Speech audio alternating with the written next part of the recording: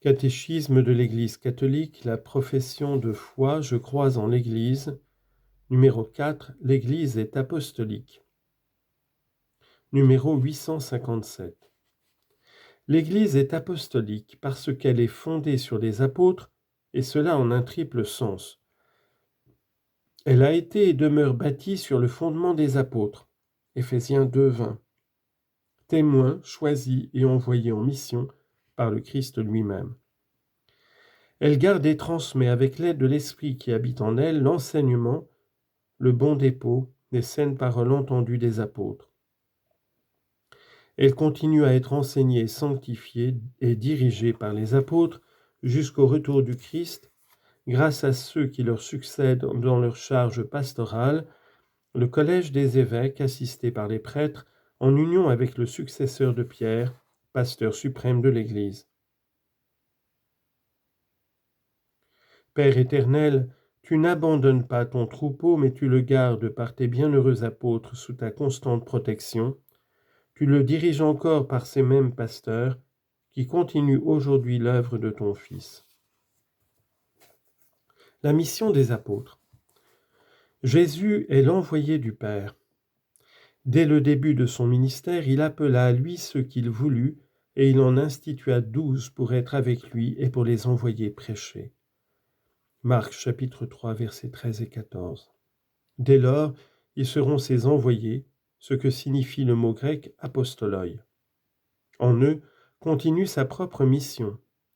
Comme le Père m'a envoyé, moi aussi je vous envoie. Jean chapitre 20, verset 21.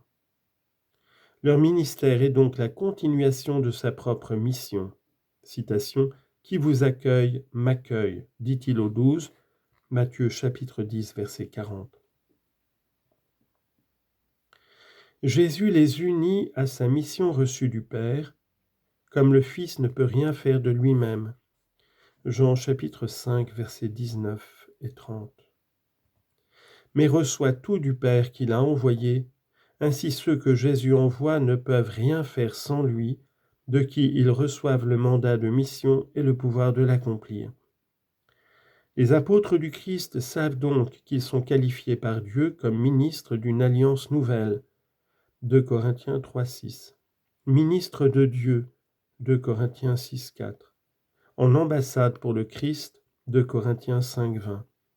Serviteurs du Christ et dispensateurs des mystères de Dieu.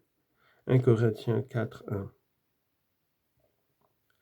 Dans la charge des apôtres, il y a un aspect intransmissible, être les témoins choisis de la résurrection du Seigneur et les fondements de l'Église.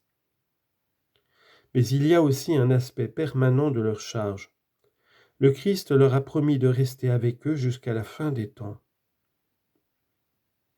La mission divine confiée par Jésus aux apôtres est destinée à durer jusqu'à la fin des siècles, étant donné que l'évangile qu'ils doivent transmettre est pour l'Église principe de toute sa vie, pour toute la durée du temps. C'est pourquoi les apôtres prirent soin d'instituer des successeurs. Les évêques, successeurs des apôtres. Pour que la mission qui leur avait été confiée puisse continuer après leur mort, les apôtres donnèrent mandat, comme par testament, à leurs coopérateurs immédiats, d'achever leur tâche et d'affermir l'œuvre commencée par eux, leur recommandant de prendre garde au troupeau dans lequel l'Esprit Saint les avait institués pour paître l'Église de Dieu. Ils instituèrent donc des hommes de ce genre et disposèrent par la suite, après leur mort, d'autres hommes éprouvés, recueilleraient leur ministère. De même que la charge confiée personnellement par le Seigneur à Pierre, le premier des apôtres, est destinée à être transmise à ses successeurs, constitue une charge permanente